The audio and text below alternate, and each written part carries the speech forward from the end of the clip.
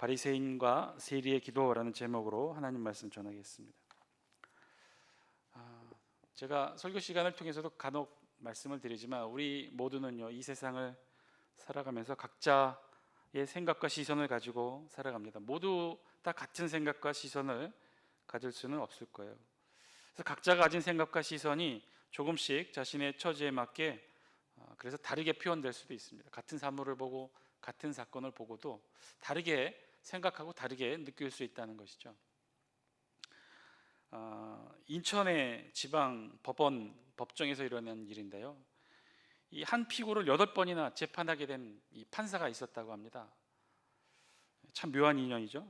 인천의 어느 지역의 지방 판사님이신데 이 자신이 일하고 있는 이 법원에서 이 죄수를 8번이나 만나서 재판을 하게 됐다는 거예요. 그 8번 죄를 져서 끌려오게 됐다는 거죠. 그래서 어느 날 판사가 이 죄수에게 법정에서 시작하기 전에 이렇게 말했답니다. 이거 도대체 자네를 또 만났어. 자네는 8번이나 나를 보게 되는데 날 보는 게 부끄럽지도 않나? 내가 지방법원 판사로서 있으면서 자네를 재판한 게 오늘까지 벌써 8번째야. 알겠나? 이 판사가 나무라듯 죄수에게 이렇게 말했더니 죄수가 이렇게 대꾸했답니다. 판사님도 참 이상한 분이시네요. 판사님이 승진하지 못하고 지방에만 있는 것이 왜 제 탓입니까? 판사는 자신의 법정에 8번이나 서게 된 이 죄수를 안타까워해서 했던 말인데, 반대로 죄수의 입장에서는 그 소리를 다르게 보고 되받아친 거죠. 죄수의 시각도 이렇게 보면 틀린 것은 아니죠. 판사가 승진을 해서 서울 법원으로 영전에 갔으면 자신을 다시 볼 일이 없을 것이란 얘기죠. 이렇게 다릅니다. 생각도 다르고 시선도 다르다는 거예요. 중학생인 한 여자아이가 치아가 너무 못생겨서 친구들에게 자주 놀림을 받았답니다. 그래서 견디다 못해 부모님께, 엄마에게 졸랐대요. 엄마, 치아 교정 좀 해줘요. 이빨이 너무 못생겼다고 친구들이 자꾸 놀린단 말이에요. 그러니까 엄마가 대답합니다. 야, 이빨 교정하려면 비용이 500만 원도 넘게 들어. 그거 너무 비싸. 이 엄마의 말에 아이는 속상해서 엄마에게 막 신경질을 불렸어요. 그럼 어떡해? 엄마가 날 이렇게 낳았잖아. 그랬더니 엄마가 아주 냉정하게 얘기했답니다. 예, 말은 바로 하자. 내가 널 낳을 때 이빨이 없었거든. 지금 네 이빨은 네가 만든 거거든. 맞는 말이지요. 여러분, 생각이 다 달라요. 생각도 다르고 시선도 다르고 사물을 보고 판단하는 그 판단의 내용도 다르다는 것이죠. 오늘 본문에도 두 개의 서로 다른 시선의 내용들이 기록이 되어 있어요. 그런데 그 분야는 기도입니다. 우리 신앙에도 밀접한 그 기도를 바라보면서 서로 다른 두 개의 시선을 가지고 기도하는 내용이 오늘 우리 본문에 기록되어 있어요. 예수님께서는요, 지난 시간에 이어 한 가지 비유를 더 들어 설명하셔요. 지난 시간에는 18장 앞부분 비유의 말씀이었죠. 불의한 재판관과 과부의 비유를 들어서 어떻게 하라고요? 항상 기도하고 낙심치 말아야 될 이유에 대해서 설명해 주셨죠. 오늘은 또 다른 비유로 기도에 관해 말씀해 주십니다. 우리도 함께 9절 말씀 우리 같이 한번 읽어볼까요? 9절입니다. 시작. 또 자기를 의롭다고 믿고 다른 사람을 멸시하는 자들에게 이 비유로 말씀하시되. 아멘. 지난 비유와 마찬가지로 이번 예수님의 비유의 말씀도 그 처음부터 비유의 주제에 대해 말씀해 주고 계셔. 비유의 주제는 이렇다는 거예요. 자기를 의롭다고 믿고 다른 사람들을 멸시하는 자들을 위한 교훈으로 이 비유를 베푸시겠다는 거예요. 그 비유의 내용도 무척이나 간단합니다. 10절 말씀이에요. 우리 같이 한번 읽겠습니다. 시작. 두 사람이 기도하러 성전에 올라가니 하나는 바리새인이요 하나는 세리라. 아멘. 기도하기 위해 성전에 올라가는 두 사람이 있었다는 거예요. 그런데 그 두 사람이 달랐다는 거예요. 당시 유대인들의 보통 정상적인 기도 습관은요, 하루에 3번 기도하는 것이었다고 해요. 현재 우리 시간으로 오전 9시, 그리고 낮 12시, 그리고 오후 3시. 유대 시간법으로는 제3시와 6시와 9시에 각각 기도를 했다는 거예요. 성전에 멀리 떨어져 있는 사람, 지방에 있는 경우는요, 예루살렘 성전을 향해 각자의 자리에서 기도를 했고요, 성전에 올 수 있었던 사람들은 성전에 와서 기도를 했어요. 그런데 두 사람이 성전에 와서 기도를 했는데 그 두 사람이 누구였느냐? 하나는 바리새인이었고 하나는 세리였다는 거죠. 여러분, 바리새인이 어떤 사람들입니까? 당시에 율법의 준수를 가장 중요하게 여겼던 자들이었어요. 늘 율법을 지키기 위해 노력했던 자들이었어요. 그래서 그런 스스로를 늘 의롭다고 여겼던 자들이었죠. 한마디로 다른 사람들도 그렇고 스스로도 그렇고 율법을 잘 지켰고 말씀을 잘 지켰기에 스스로 또 다른 사람도 의롭다고 생각했던 자들이 바로 바리새인들이었어요. 반면에 세리는 어떤 사람이었습니까? 당시 로마 정책에 따라 유대인으로부터 세금을 거두어들이던 로마 정부의 하급 관리였어요. 대부분들이 다 유대인들이었어요. 하급 관리이기는 하나 로마 정부는요, 이들에게 세금을 거두어들이는 일정 정도의 자유권도 부여했던 것이 특징이었어요. 그래서 로마 정부로부터 올려보낼 일정액을 채우면요, 그 이상 하는 것에 대해서는 타치하지 않았다는 거예요. 예를 들면 본인의 능력에 따라 더 많이 거둬들이고 자신의 이익을 챙기는 것에 대해서는 로마 중앙정부가 타치하지 않았다는 거예요. 당시 이 세리들의 횡포가 어땠느냐? 전에도 말씀드렸던 것 같은데요, 로마 정부가 기본적으로 정한 자신의 제국 전체에 대해서 정했던 세금은요, 세 종류밖에 없었다고 그랬어요. 사람들에게 거둬들이는 세금, 인두세, 오늘날의 우리 주민세와 같은 것이죠. 그리고 토지세가 있었어요. 토지세는요, 곡물의 10%, 포도와 기름의 5% 세금을 부과했어요. 그리고 모든 수입에 무조건 1%의 세를 부과하는 소득세, 이렇게 세 종류가 있었어요. 인도세, 또 토지세, 소득세, 이 세 가지 세금만 내면 됐어요. 지금의 기준으로 봐도 어때요, 여러분? 우리가 지금 더 내고 있지 않습니까? 세금의 종류는 지금이 더 많았던 것 같아요. 로마 정부에 내는 세금은요, 요 세 가지밖에 없었다고 해요. 그런데요, 로마 정부는요, 요 세 가지만 가져가고, 이건 공식적인 세금이고, 이 외에 세금 징수자, 세리의 마음대로 부과하는 세금들이 있었다는 거예요. 로마 정부가 그런 것들을 허용했다는 거죠. 그래서 심지어 나중에는 어떤 부정과 비리가 있었냐면요, 이 세리들이 어떤 거에서까지 세금을 부과했냐면 짐을 싣고 가는 마차의 바퀴수에 따라 세금을 부과하기도 하고요, 나중에는 마차를 끄는 동물에게도 세금을 매겼대요. 길 가는 노상의 보행자를 불러세우고 그 짐을 풀게 한 후에 그 짐 속에 있는 내용물, 고가의 내용물이 있으면 그 고가의 내용물에도 세금을 부과했다는 거예요. 이렇게 해서 실물에 매겨진 세금은요, 또 전량, 현금, 당시 화폐로 받았는데, 이런 화폐 준비하지 않았던 사람은 어떻게 했느냐? 세리가 또 직접 그 돈을 또 대신 내줘요. 고리대금을 했어요. 고율의 이자를 붙여서. 그런 상황에서 당시 유대인들은요, 정말 세리를 미워했습니다. 그러니까 오늘 예수님께서 비유로 든 사람 두 사람, 바리새인과 세리 두 사람을 비유로 들었는데, 이 둘은 대조적인 사람들의 평가를 받고 있었어요. 바리새인은 당시 의를 대표하는 자였고요, 반면에 세리는요, 당시 불의의 대명사였어요. 자, 이 두 사람이 기도 시간이 되었고, 그래서 똑같이 성전으로 기도하러 가게 되었다는 거예요. 그런데 성전에서 기도하는 두 사람의 모습이 너무나 달랐다는 거예요. 어떻게 달랐느냐? 먼저 바리새인은 이렇게 기도를 했습니다. 우리 11절, 12절 말씀 함께 읽겠습니다. 시작. 바리새인은 서서 따로 기도하여 이르되, 하나님이여, 나는 다른 사람들 곧 토색, 불의, 간음을 하는 자들과 같지 아니하고 이 세리와도 같지 아니함을 감사하나이다. 나는 일에 2번씩 금식하고 또 소득의 11조를 드리나이다 하고. 먼저 기도의 내용에 주목해서 보면 조금 특이하죠. 나는 이런 다른 사람들과 같지 않습니다. 토색하고 불의하고 간음하는 자들과 같지 않습니다. 더욱더 중요한 건 이 세리와도 같지 않은데, 그렇게 된 것에 대해서 하나님께 감사한다는 거예요. 하나님, 저는 다른 사람들과 같지 않습니다 라고 하면서 자신의 의의를 간접적으로 드러낸 거죠. 이러이러한 사람과 자신은 같지 않다는 거예요. 그리고 심지어 이어지는 12절에서는요, 이제 직접적으로, 그러면 내가 어떻게 이런 사람들과 다른지 자신들이 행하는 의로운 삶에 대해서 직접적으로 설명해요. 그것은요, 일에 2번 금식하고 소득의 11조를 드린다는 거예요. 금식 기도하고 소득의 11조를 드린다는 거. 한마디로 지금 바리새인은요, 기도를 통해 자신들의 의, 율법을 철저히 지킴으로 자신들의 의로운 삶을 살아가고 있다고 하나님께 누구누구와 다른 사람들과 비교해서 하나님 앞에 지금 기도하고 있는 거죠.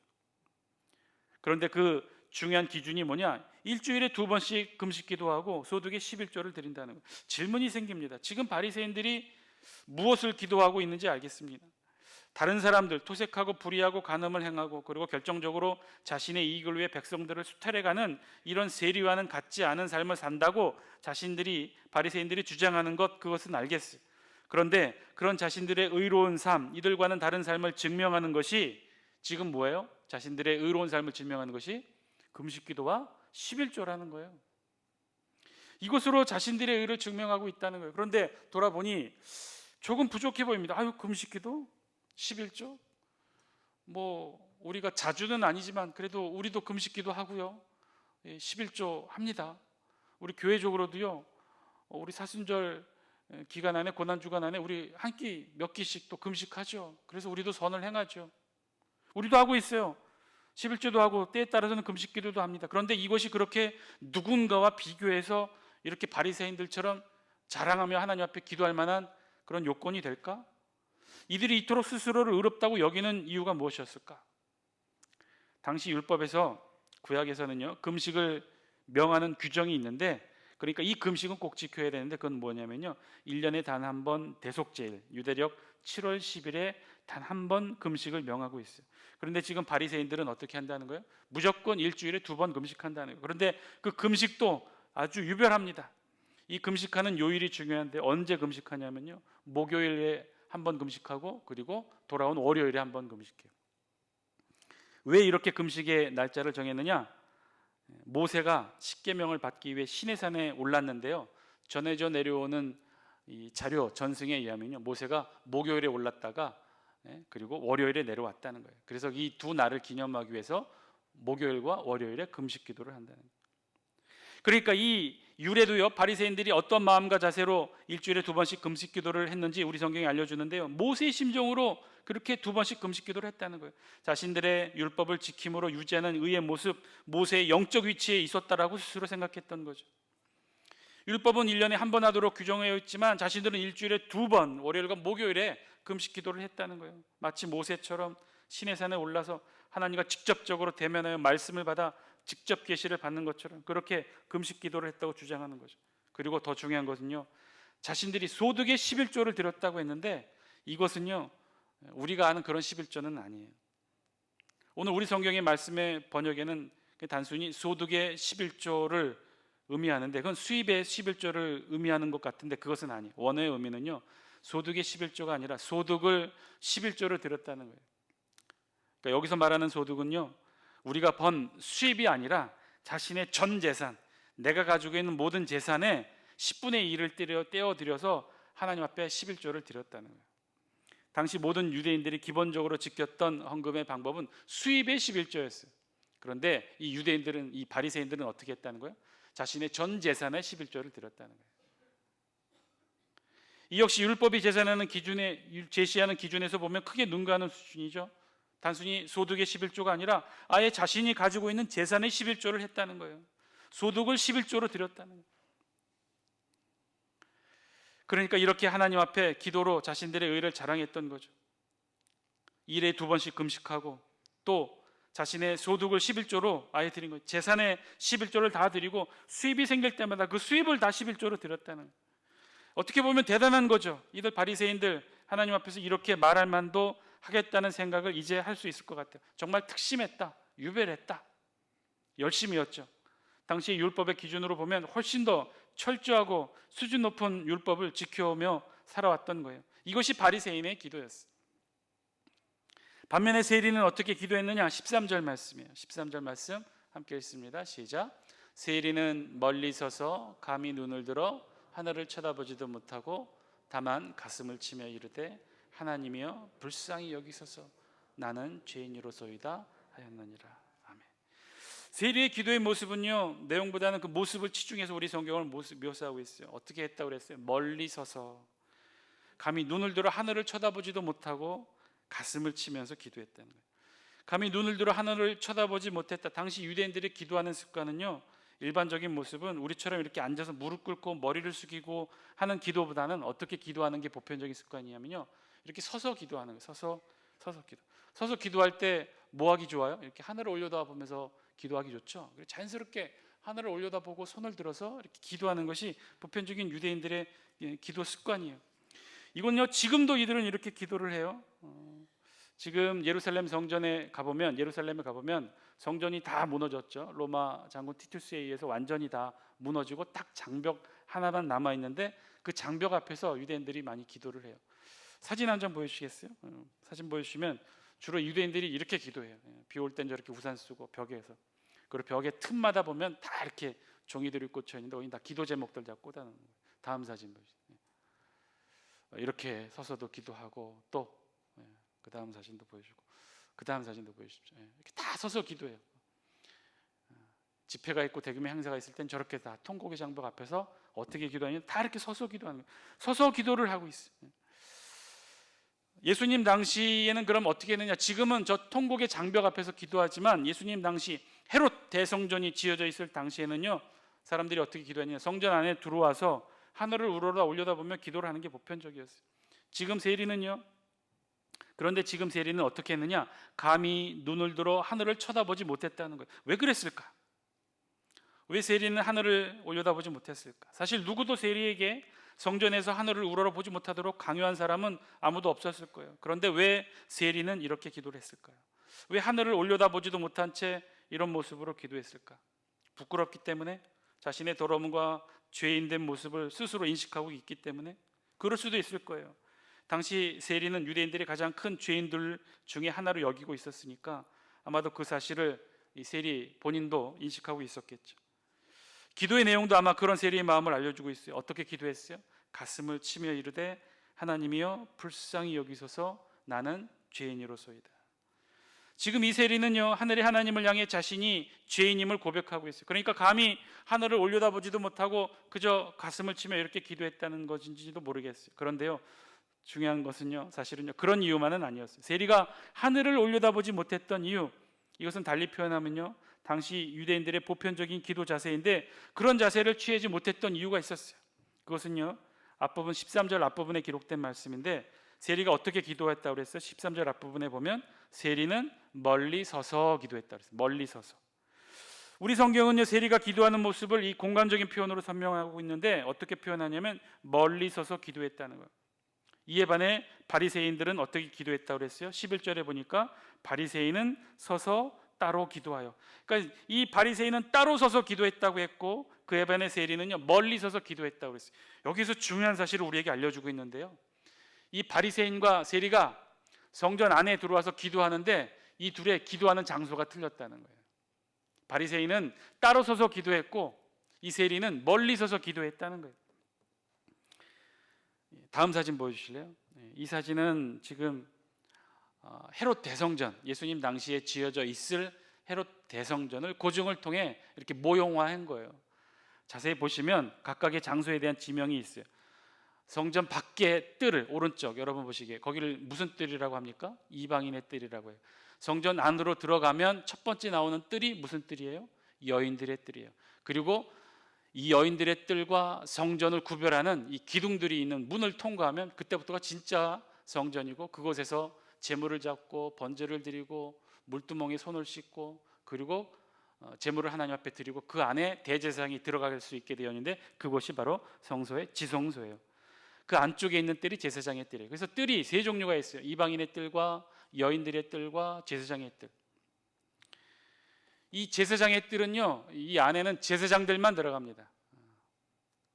왕도 못 들어가요. 왕이 들어갈 수 있는 곳은 딱 여인들의 뜰과 제사장의 뜰 경계선상에 있는 문 앞까지밖에 못 들어가요. 그러면 대부분의 백성들은 성전 안에서 들어왔다고 기도하면 어디서 들어와서 기도합니까? 여인들의 뜰에서 기도하는 거예요. 여인들의 뜰에서 앞에 제사장의 뜰에서 제사장들이 제물을 잡고 번제를 드리는 모습들을 이렇게 볼 수는 있어요. 그것을 가로막는 것이 담이 아니라 기둥들이에요. 기둥들 사이로 그 앞에서 제사장들이 어떻게 하나님 앞에 제물이 드려지고 하는 걸 다 볼 수는 있었어요. 그런 것들을 다 보고 거룩한 성전 안에 들어가서 하늘을 우러러 손을 들고 기도하는 것이 유대인들의 보편적인 습관이에요. 아마도 바리새인은요, 저 여인들의 뜰 안에 들어와서 그렇게 기도했을 거예요. 제사장들이 제사 드리는 모습, 하나님 앞에 번제를 드리는 모습 다 보면서 하늘을 우러러 손을 들고 기도를 했을 거예요. 그러면 다시 본문으로 와서 바리새인들은 지금 이 여인들의 뜰 안에서 기도를 했다면 그렇다면 이 세리는 어디서 기도를 한 걸까요? 따로 서서 기도를 했다고 했으니까 어디서 서서 기도를 한 거예요? 여인들의 뜰 못 들어갔어요. 어디에서 기도한 거예요? 이방인의 뜰에서 기도한 거예요. 여러분, 이방인의 뜰 그곳이 어떤 곳인지 아세요? 그림 다시 한번 보여주실래요? 그림으로 보셔서 아시겠지만 이방인의 뜰은요, 여기까지가 이방인이 들어올 수 있다라고 알려주는 이방인을 위한 공간이 아니라 이방인은 더 이상 들어오면 안 된다고 하는 경고의 의미예요.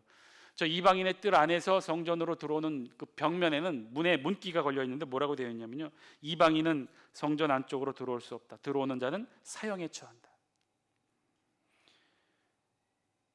그러면 이 장소, 이방인의 뜰은 왜 만들어 놨을까? 그냥 성전 밖으로 해놓으면 될 텐데 왜 저렇게 명칭을 두었을까? 관광객들을 위한 거예요. 당시에도 여행객들이 있었겠죠.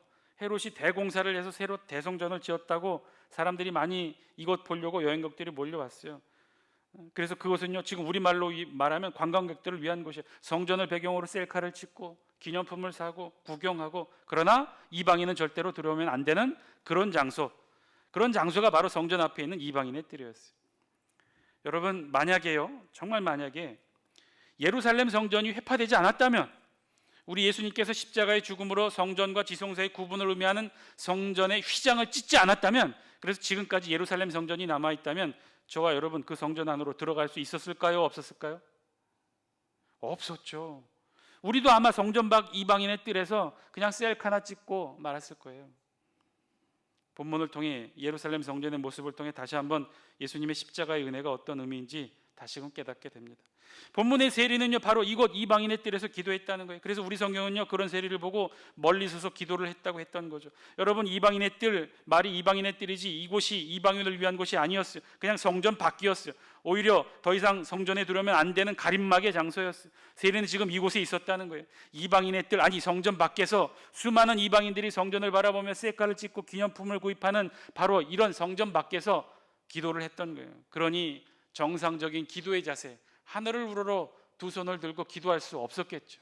사람들이 막 왔다 갔다 하고 기념품 사고 셀카 찍고 하는데 세리는 이곳에서 기도를 했어요. 하늘을 올려다보지 못하고 손도 들지 못하고 오히려 하늘을 향해 올려야 될 그 손을 들어 자신의 가슴을 칩니다. 한 번, 두 번. 자신의 손으로 가슴을 치면서 이렇게 고백하죠. 하나님, 불쌍히 여기시옵소서. 나는 죄인입니다. 성전 안에도 들어가지 못하는 죄인입니다. 나를 불쌍히 여기시옵소서. 예수님은 그런 두 사람의 기도를 설명하시고 이제 결론을 짓습니다. 14절 말씀이에요. 우리 같이 함께 읽겠습니다. 시작. 내가 너희에게 이르노니 이에 저 바리새인이 아니고 이 사람이 의롭다 하심을 받고 그의 집으로 내려갔느니라. 무릇 자기를 높이는 자는 낮아지고 자기를 낮추는 자는 높아지리라 하시니라. 아멘. 저 바리새인이 아니고 이 사람 세리가 의롭다 하심을 받았다. 사랑하는 장수께 성도 여러분, 오늘 말씀을 통해 우리에게 주신 하나님의 음성 저와 여러분들이 들을 수 있게 되길 바랍니다.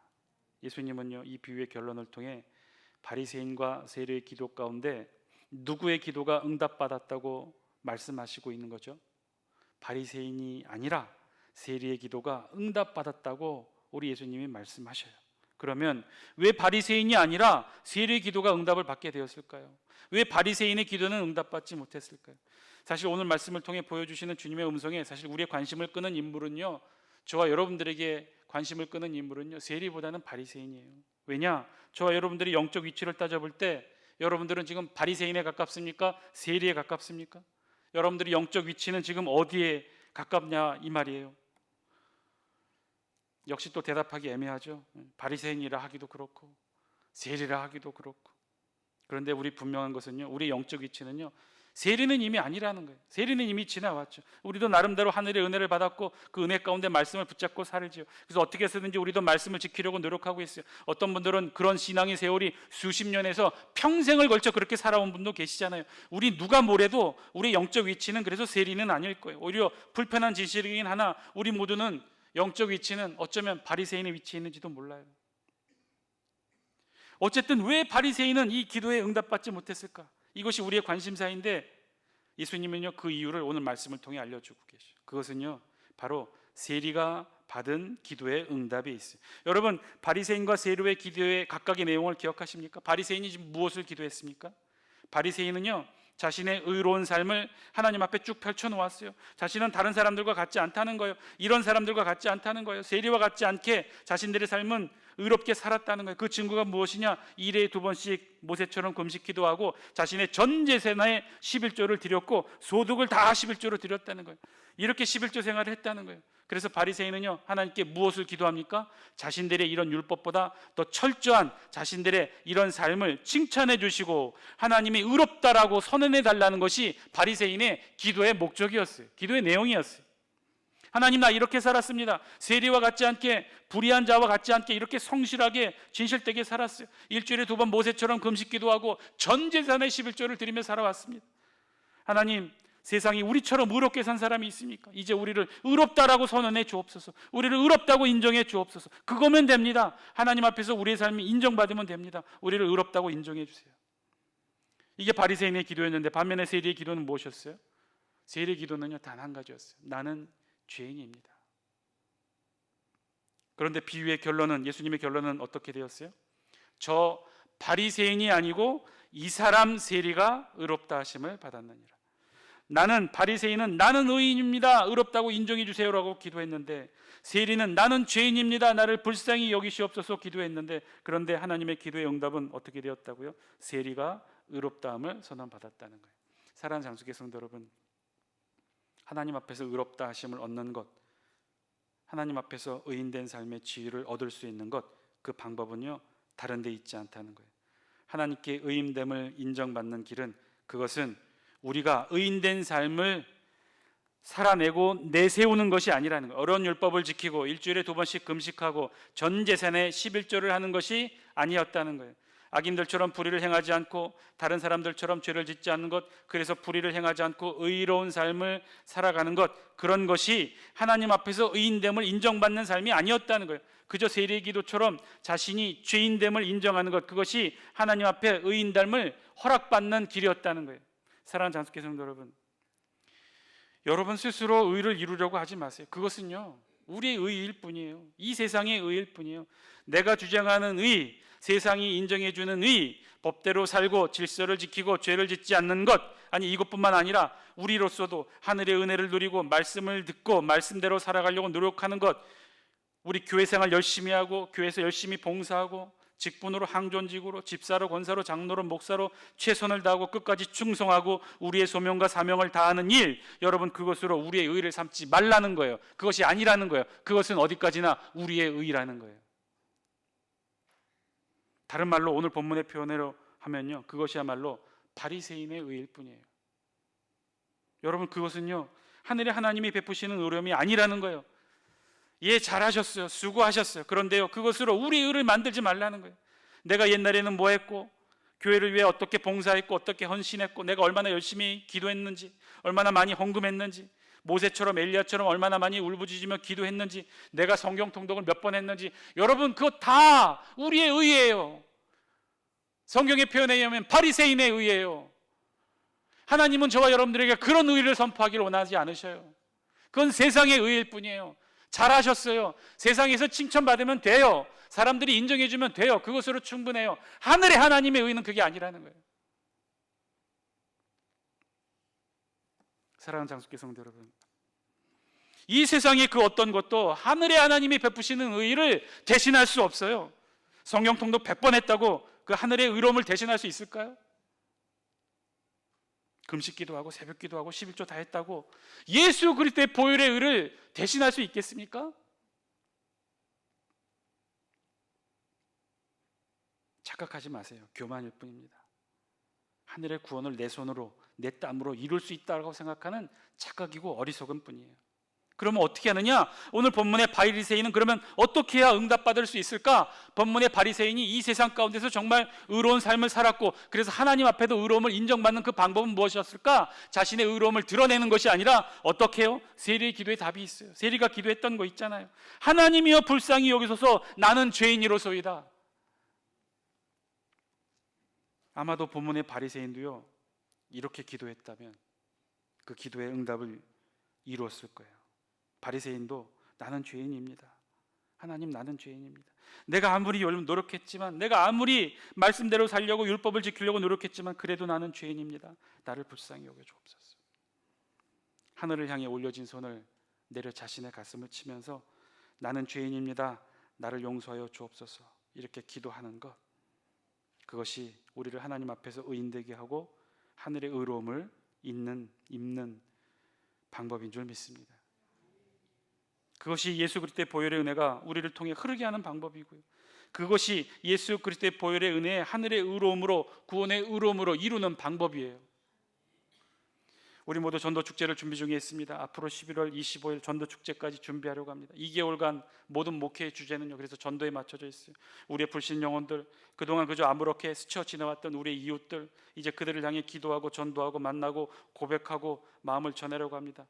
그리고 이제 간절히 바라고 원하는 것은 전도 축제에 임하는 우리의 자세가 바리새인과 같지 않았으면 좋겠어요.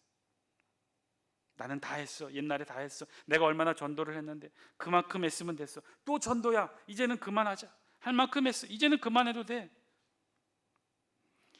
전도 축제에 임하는 자세가 바리새인이 아니라 세리와 같기를 바랍니다. 하나님, 우리를 불쌍히 여겨 주옵소서. 우리가 죄인입니다. 왜? 우리가 전도하지 않아서, 우리가 입술을 열지 않아서, 우리가 용기를 내지 않아서 아직도 저들이, 나의 사랑하는 부모님과 나의 가족과 나의 자녀들이 불신 영혼에 있습니다. 내 죄입니다. 내가 죄인입니다. 하나님 용서하여 주옵소서. 우리의 불신 영혼을 위해 이렇게 기도할 때 하나님 저와 여러분들에게 응답해 주시지 않을까요? 우리 먼저 기도합시다. 전도에 앞서 바리새인이 아니라 세리처럼 기도하길 바랍니다. 하나님, 내가 죄인입니다. 내가 잘못했습니다. 내가 잘못해서 어머니 아버지가 주께로 나오지 못하고 있어요. 내가 잘못해서 나의 아들이 나의 딸이 주께로 나오지 못하고 있어요. 내가 잘못했습니다. 내가 그들 앞에서 말씀대로 살아가는 신앙인의 참 모습을 보이지 못해서 그들이 주께로 돌아오지 못하고 있습니다. 내 잘못입니다. 나를 용서하여 주옵소서. 이것이 전도 축제를 준비하는 저와 여러분들의 자세인 줄 믿습니다. 이 기도의 마음으로 우리 2달간 하나님 앞에 진실되게 기도하여 세리의 기도가 응답받았던 것처럼 저와 여러분들의 기도가 응답받게 되기를 주의 이름으로 간절히 축원드립니다. 기도하겠습니다.